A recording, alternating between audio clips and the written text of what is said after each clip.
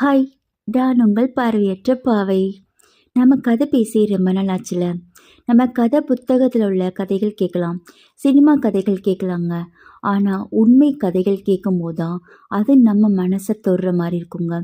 அப்படியான ஒரு உண்மை கதையை தான் நான் இப்போ உங்களுக்கு சொல்ல போகிறேன்.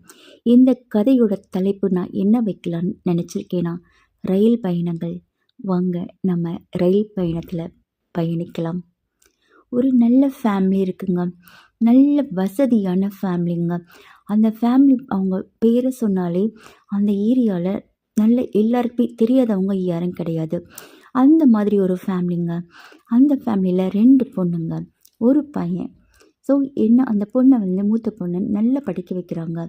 நல்ல பெரிய காலேஜில் சேர்த்து அந்த பொண்ணை படிக்க வைக்கிறாங்க. இப்போ இவங்களுக்கு அடுத்து 2 பையன், ஒரு பொண்ணு பையன் இருக்கனால இந்த பொண்ணுக்கு மேரேஜ் பண்ணி வைக்கலான்னு முடிவு பண்ணுறாங்க. அப்போல்லாம் பார்த்தீங்கன்னா பொண்ணோட விருப்பத்தெல்லாம் யாரும் பெற்றவங்க கேட்குறது கிடையாது இல்லையா? ஸோ அவங்க பொண்ணுக்கு எது நல்லதோ அதை தான் பண்ணுவாங்க அப்படின்ற நினைப்பு எல்லாரோட அப்பா அம்மா மனசில் இருக்கும். அதே மாதிரி தான் அந்த பொண்ணோட அப்பா அம்மா மனசில் இருந்திருக்கு. நல்ல பெரிய இடமா பார்க்குறாங்கங்க. பையன் ஃபாரினில் நல்ல கை நிறைய சம்பளம் வாங்குகிறான். அவங்களும் நல்ல வசதியான வீடு. ஸோ பார்த்து பேசி கல்யாணமும் முடிவு பண்ணிட்டாங்க. இந்த பொண்ணு அவங்க காலேஜில் யார்கிட்டையுமே சொல்லலை. இதில் பெரிய மைனஸ் என்ன அப்படின்னா, அந்த பொண்ணு ஆல்ரெடி ஒரு பையனை லவ் பண்ணிகிட்டு இருக்காங்க. அவளும் இதை வீட்டில் சொல்லலை. இந்த மாதிரி நிலைமையில் அந்த பொண்ணுக்கு செம்ம கிராண்டாக கல்யாணமும் முடிஞ்சிருதுங்க. முடிஞ்சதுக்கப்புறம் பையன் மறுபடியும் ஒரு 1 வீக்லேயே ஃபாரின் போயிடுறான்.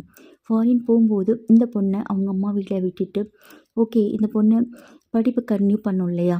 ஸோ இந்த பொண்ணு அம்மா வீட்டிலே விட்டுட்டு அந்த பையன் ஃபாரின் போயிடுறான். இந்த பொண்ணு ஆஸ் யூஷுவல் எப்பயும் போல் காலேஜ் போகிறாங்க.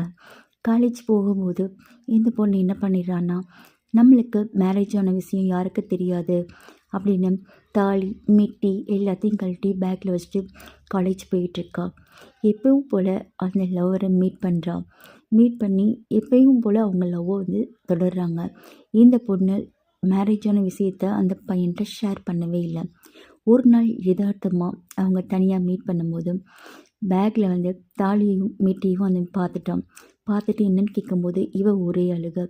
இந்த மாதிரி எங்கள் வீட்டில் எனக்கு மேரேஜ் பண்ணி வச்சுட்டாங்க, எனக்கு நீ தான் வேணும்னு சொல்லிட்டு ஒரே அழுக. அப்போ அந்த பையனாவது எடுத்து சொல்லியிருக்கணும் அந்த பொண்ணுக்கிட்ட, உனக்கு கல்யாணம் ஆயிடுச்சு, நீ அந்த பையன் கூட தான் இருக்கணும் அப்படின்றத அந்த பையன் சொல்லலை. அடுத்து என்ன பண்ண போகிற அப்படின்னு. அவர் ஃபாரின்லேருந்து வர்றாரு. இன்னும் 1 மந்த் கழித்து வந்துடுவார்.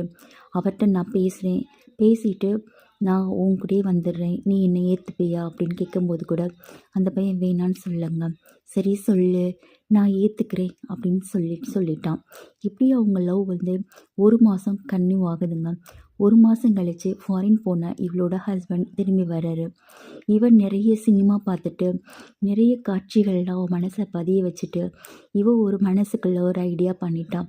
என்னென்னா, இந்த லவ் மேட்டர் நம்ம ஹஸ்பண்ட்டை சொல்லிடுவோம், சொல்லிட்டா நம்மளை சேர்த்து வச்சுருவாரு அப்படின்னு சொல்லிட்டு கற்பனையில் அவர் வந்ததுக்கப்புறமா இந்த மேட்டரை ஹஸ்பண்ட்டை சொல்கிறா. இந்த மாதிரி உங்களை கல்யாணத்துக்கு முன்னாடியே நான் ஒரு பையன் லவ் பண்ணேன், அந்த பையன் கூட தான் வாழ ஆசைப்பட்றேன் அப்படின்ற மேட்டரை சொல்லிட்டா. அவள் ஹஸ்பண்ட் என்ன பண்ணுவார்? அவரும் நம்ம ஒரு புது லைஃப்பை ஸ்டார்ட் பண்ணலான்னு சொல்லி தானே கல்யாணம் முடிச்சிருப்பாரு. இதுவும் அவர் மனசில் ஒரு இடி போல் தானே விழுந்திருக்கும். அவரும் இவ்வளவோ பேசி புரிய வைக்கிறாரு. இல்லை எனக்கு வேண்டாம், நான் அந்த பையன் கூட தான் வாழணும்னு சொல்லி அடமெண்ட்டாக இருக்கா. சரி வேறு வழி இல்லாமல் நம்ம இப்போ ஏதாவது சண்டை போட்டால் ஏதாவது ப்ராப்ளம் வந்துடும் அப்படின்னு சொல்லிட்டு, ஓகே நான் இதை பற்றி யோசிக்கிறேன் அப்படின்னு சொல்லி அப்போதைக்கு சமாதானப்படுத்திட்டாரு. ஓகே நாளைக்கு உன் வீட்டுக்கு போவோம், நான் உங்கள் அம்மா அப்பாட்ட பேசி அந்த பையனோட நான் சேர்த்து வைக்கிறேன் அப்படின்ற ஒரு முடிவை அந்த பிள்ளைகிட்ட சொல்லிட்டாரு. அந்த பொண்ணும் அதை நினச்சி ரொம்ப சந்தோஷப்பட்டுட்டு மறுநாள் நம்ம வீட்டுக்கு போவோம், நம்ம அம்மா அப்பாட்ட நம்ம ஹஸ்பண்டே பேசுவாங்க, நம்ம லவர் கூட நம்மளை சேர்த்து வச்சுருவாங்க அப்படின்னு கற்பனையோட சந்தோஷமாக தூங்குறாங்க. ஆனால் விடிஞ்சதுக்கப்புறம்தான் அவள் லைஃப்பில் பெரிய இடி அவள் லைஃப்பில் அவள் தலையில் விழுந்துச்சுங்க. அது அவ்வளோ எவ்வளோ பாதிச்சிச்சுன்னு நாளைக்கு சொல்கிறேன். வெயிட் பண்ணுங்கள். டாடா.